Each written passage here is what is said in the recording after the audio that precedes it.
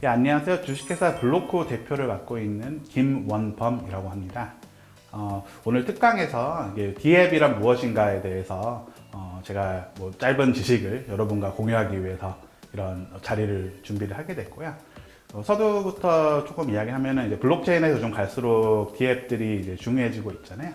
이제 거기에 어떤 역할이 있는지, 그리고 이제 어떤 유즈케이스 있는지 저희가 간단하게 알아볼 거고요. 그러면 일단 D앱이 정의부터 저희가 시작을 하도록 하겠습니다. 혹시라도 위키백과 같은 거에서 D앱에 대해서 찾아보신 분이라면은 Decentralized Application, D앱이라고 정의되어 있는 것을 보신 분이 계실 텐데요. 쉽게 이야기하면은 어떤 형태인가의 분산화된 컴퓨터 시스템, 요즘 이야기하는 이제 그 추세로는 블록체인 같은 시스템에서 돌아가는 이제 어플리케이션을 본질적으로 D앱이라고 부른다고 보면 될 것 같습니다. 그래서 이제 D앱이 역사에 대해서 조금 살펴보면은 사실 D앱 자체가 개념적으로 많이 보편화된 거는 이더리움 같은 스마트 컨트랙트를 지원하는 그런 블록체인 프로젝트에 의해서 많이 활성화가 됐다고 이제 보시면 될 것 같고요. 근데 이제 D앱 자체의 개념 자체는 이더리움 이전에도 존재를 했었습니다. 사토시 다이스 같은 프로젝트가 이제 그런 예라고 보시면 될 것 같고요. 그리고 어떻게 보면은 분산화된 어플리케이션이라는 좀 이제 넓은 범위 정의로 생각한다면은 비트토렌트라든지 유즈넷이라든지 심지어는 이메일이나 웹 같은 시스템도 D앱이 범주에 속한다고 볼 수도 있을 것 같습니다. 근데 이더리움 같은 경우는 D앱에 대해서 훨씬 더 명확하고 좁은 구체적인 정의를 내리려고 하고 있고요. 만약에 이더리움이 정의에 따른다면은 크립토키티랑 유니스왑 같은 몇몇 어플리케이션만 D앱에 해당하게 되겠죠. 그래서 이제 D앱이라는 것은 지금도 열심히 어떻게 보면 성장을 하고 있지만은 아직까지 아까 제가 말씀드린 엄청나게 추상적으로 보지 않는 한은 아직까지 완전히 우리가 받아들여지거나 보편화되기는 아직 이전이라고 볼 수도 있을 것 같습니다. 그리고 이제 D앱 자체는 굉장히 이제 정의하기 어려운 그런 면이 있습니다. 예를 들면은 어떤 시스템이든 간에 그 사람이 만든 그런 이제 시스템인 이상은 중앙화된 그런 구성 요소가 있기 마련인데요. 예를 들면은 이제 이더리움에서 자랑스럽게 이야기하는 크립토키티나 메이커다오 같은 시스템조차도 URL이나 도메인 네임을 등록하기 위해서는 결국에는 이제 누군가가 중앙화된 노력을 이제 기울여야 됐고, 그럼에도 불구하고 이런 D앱이란 무엇인가에 대해서 이제 우리가 좀 더 그 공통점에 대해서 살펴보자고 한다면은 대부분은 어떤 형태의 피어투피어, 그러니까 중앙화된 서버 없이 서로 사용자들이나 어플리케이션끼리 서로 직접적으로 통신할 수 있는 그런 메커니즘을 이제 가지고 있고, 이제 이더리움이나 비트코인 같은 분산 장부 스토리지를 가지고 있다는 그런 이제 공통점도 생각할 수 있습니다. 그리고 중요한 점 중 하나가 이제 오픈소스여야 한다는 점이고요. D앱에 어떤 장점이 있을까? 그러니까 사실 이제 D앱과 이제 상반되는 보통 이제 그 일반 앱이나 중앙화된 어플리케이션이라고 이야기를 많이 하는데요. 그런 어플리케이션을 비교했을 때 뭔가 장점이 있어야 이제 애초에 D앱이 사람들이 사용을 하고 뭔가 거기서 가치를 발견할 거잖아요. 근데 이제 D앱 같은 경우는 기본적으로 이제 오픈 소스와 오픈 오퍼레이션을 지향한다는 그런 장점이 있고요.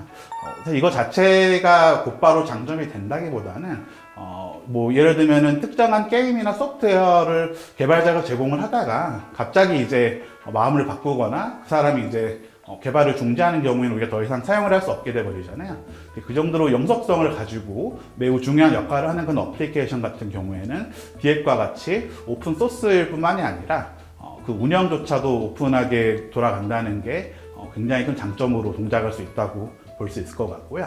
그리고 이거는 이제 어떻게 보면 요즘 일어나는 그런 D앱 관련된 사고나 이런 걸 보신다면은 정말이야? 라고 생각하실 수도 있을 것 같지만은 기본적으로 이제 기능적으로 단순히 이제 보안적인 그런 장벽을 세운 것뿐만이 아니라 구현적으로 구조적으로 안전한 그런 장점을 D앱은 가지고 있습니다. 어떻게 보면 이건 이론적으로 완전한 보안성을 가질 수 있다. 라고 볼 수도 있을 텐데요. 현실에서는 이게 어떻게 보면은 많은 제약점들을 가지고 있기도 하고요. 그리고 또한 페이스북과 싸이월드가 서로 연결하기 어려운 것과는 달리 같이 이제 똑같은 DF 기술을 통해서 만들어진 어플리케이션 같은 경우에는 서로 이제 연계하기가 굉장히 쉬워서 네트워크 효과에 의해서 성장할 수 있다는 그런 장점도 있습니다. 어떻게 보면은 그 DF들 같은 경우에는 오픈 API나 오픈 데이터 같은 우리가 이제 인터넷 세상에서 중요하게 생각하는 그런 가치들이 많이 반영돼 있다고 볼 수 있을 것 같습니다. 그럼 DF에는 어떤 단점, 제약점이 있는가? 아까 이제 제가 DF의 특성에서 DF에는 이제 그런 분산화를 지향하긴 하지만은 어떠한 종류의 중앙화는 여전히 필요하다 라고 말씀드렸잖아요.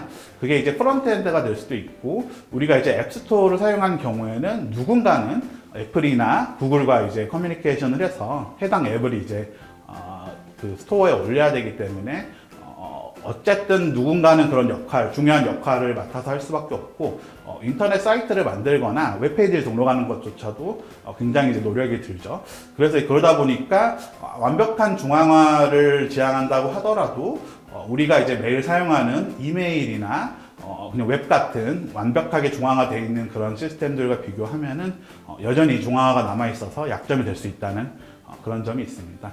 또한 이제 아까 제가 DLT라고 분산 장부 기술을 이제 DF들이 많이 사용한다 말씀드렸는데, 특히 이제 이런 이더리움이나 비트코인 같은 분산 장부 기술 기반으로 만들어진 DF들 같은 경우에는 그 성능과 확장성이 그런 이제 분산 장부 기술 구현체의 한계를 가지는 그런 면도 있고요.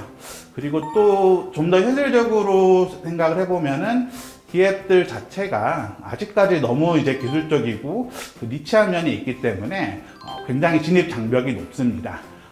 어떻게 보면 개발자들이 사용자를 먼저 생각하고 만들기보다는 그런 기술을 실험하거나 또는 이제 기술 자체의 실현의 의의를 가지고 만드는 경우가 많이 있기 때문에 우리가 일상적으로 사용하는 일반적인 휴대폰 앱들과는 다르게 굉장히 딱딱하고 쓰기 어렵다는 느낌을 받을 수 있습니다.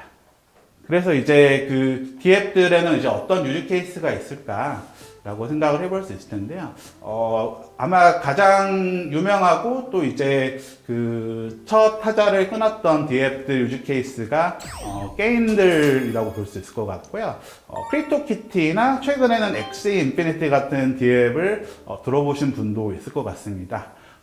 대부분의 사람들이 근데 이제 이런 게이밍 DF들을 하는 이유는 거기서 뭐 어떤 식으로든 돈을 벌기 위해서 하는 경우가 많이 있고요. 그리고 이제 조금 슬픈 이야기지만은 게임을 DF 형태로 만들었다고 해서 DF이 아닌 게임들보다 더 자동적으로 더 재밌어지진 않는다는 약간 좀 그런 한계도 있고요. 다만 이제 메타버스 같은 그런 새로운 트렌드가 좀 퍼져나가면서 거의 확장될 수 있다는 그런 가능성도 가지고 있다 볼 수 있을 것 같습니다. 그리고 이제 또 그 DF들 초창기, 심지어 이제 인터넷 초창기부터 있었던 어떤 어두운 면의 유즈 케이스들도 있는데요. 이건 이제 도박성 DF들에 대한 이야기입니다. 사토시 다이스나 비트 카지노 같은 그런 게이밍 DF들이 굉장히 많이 퍼져 있고요. 사람들이 이제 도박 DF를 하는 이유는 뭐 도박을 좋아하니까 이제 하는 거겠죠.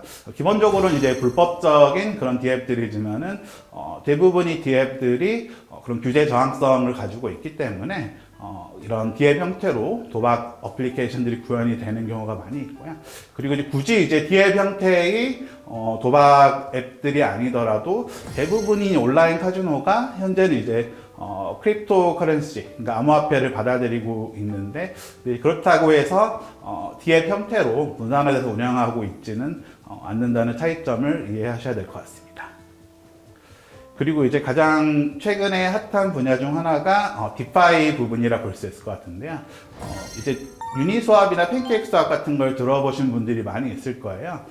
기본적으로 디파이는 어떻게 보면은 투자 상품들이기 때문에 그 이제 기존 규제랑 상관없이 그런 블록체인 상의 어플리케이션 형태로 그런 이제 투자 상품들을 만든다는 데 의미가 있을 것 같고요.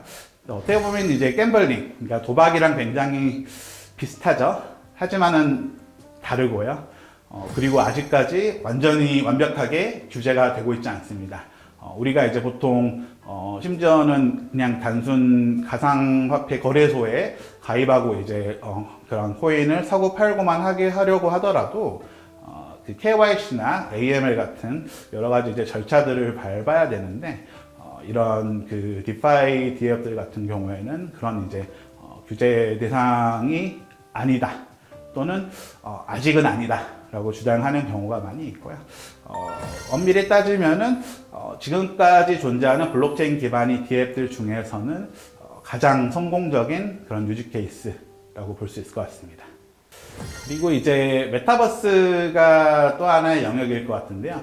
이것도 어떻게 보면 블록체인이나 DApp 같은 또 하나의 하이프다, 어떤 거품이다 라고 생각하는 사람도 있을 수 있겠지만은 이제 페이스북 같은 회사도 이름을 메타로 바꿀 만큼 지금 중요하게 생각하는 사람들이 있잖아요.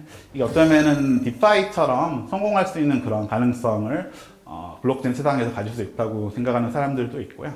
근데 이제 아직까지는 기술적으로 많은 성숙해야 되는 부분들이 많이 남아 있어서 아직 미래에 도달할 것으로 생각되는 유즈 케이스고요. 한 가지 이제 뭔가 문제점 또는 이제 한계점에서 생각을 한다면은 메타버스와 DApp들이 얼마나 서로 관계가 있을까? 이제 DApp들이 가져갈 수 있는 그런 장점들이 메타버스를 구현함에 있어서 얼마나 이제 도움을 줄 수 있을까? 이제 그런 부분에 대해서는 우리가 고민해야 될 부분일 것 같습니다. 그래서 이제 DApp의 미래는 어떨 것인가? 라고 생각을 해볼 수 있을 것 같은데요. 아마 이 중 많은 분들이 유비쿼터스 같은 단어를 2000년도에 기억하시는 분들도 있을 거예요. 지금은 안 쓰는 단어죠. 그리고 이제 아이폰이나 안드로이드 같은 게 처음 유행하면서 막 앱들에 대해서 떠들던 시대도 있었잖아요. 무슨 앱이 있대. 앱으로 그걸 해결하자. 근데 지금은 안 그러잖아요. 옛날엔 이제 지역 단체들이 앞장서서 자신들만이 앱을 만들던 그런 시절도 있었듯이 지금 메타버스 같은 것들도 비슷하게 어쩌면은 새로운 하이프로 사람들이 거기 올라타려고 하고 있죠. 그래서 어쩌면은 그런 유행들, 기술적인 유행들은 굉장히 빠르게 다가오는데 그렇다고 해서 이제 DApp도 마찬가지로 한때의 그런 이제 유행으로 지나갈 것인가 라고 한다면은 아닐 거라고 생각을 할 수 있을 것 같습니다. 아까 유비쿼터스 말씀을 드렸는데 유비쿼터스에서 언급된 많은 기능들이나 구성 요소들을 지금 이제 아직 사람들이 사용을 하고 있지는 또는 더 이상 이제 그런 용어나 언어로서 유비쿼터스를 사용하지는 않지만은 그런 기술들은 이미 쓰고 있는 경우가 굉장히 많이 있거든요. 그래서 이제 DApp 자체가 어떻게 보면 어플리케이션과 좀 혼합이 되면서 나중에 뭔가 우리 기억 속에 세미해진다 하더라도 이런 분산화된 컴퓨팅 그리고 분산화된 어플리케이션의 개념과 기능들은 이제 우리가 매일 쓰는 그런 어플리케이션들이나 아까 말씀드린 메타버스 같은 기술이 구현됨에 따라서 남아있게 될 가능성이 있고요. 그래서 이제 이런 기술들이 조금씩 통합이 되고 우리가 더 이상 그 기술의 이름을 부르거나 신경 쓰지 않게 될 때 오히려 그 기술이 충분한 성숙도에 도달을 해서 우리 삶 옆에 왔다는 그런 이제 증거로 볼 수도 있을 것 같고요. 역설적으로 이제 DApp이 아무도 이제 DApp을 기억하지 않게 될 때 DApp이 가장 성공한 때가 되지 않을까라고 이야기할 수도 있을 것 같습니다. 그리고 이제 온체인 덱스 그러니까 거래소들이나 다른 이제 몇 가지 구성 요소들은 DApp들과 같이 지금도 우리가 매일 사용하는 비트토렌트나 이메일 같은 기술들과 같이 앞으로도 남아있게 될 가능성이 높을 것 같습니다. 짧게 제가 준비한 DApp에 대해서 알아보기 위한 제 시간이었고요. 만약에 이제 좀 더 중요한 그런 DApp 역할들이나 디테일한 부분에 대해서 공부를 하고 싶으시다면은 나중에 좀 자료들 제가 공유할 수 있도록 하겠습니다. 네, 감사합니다.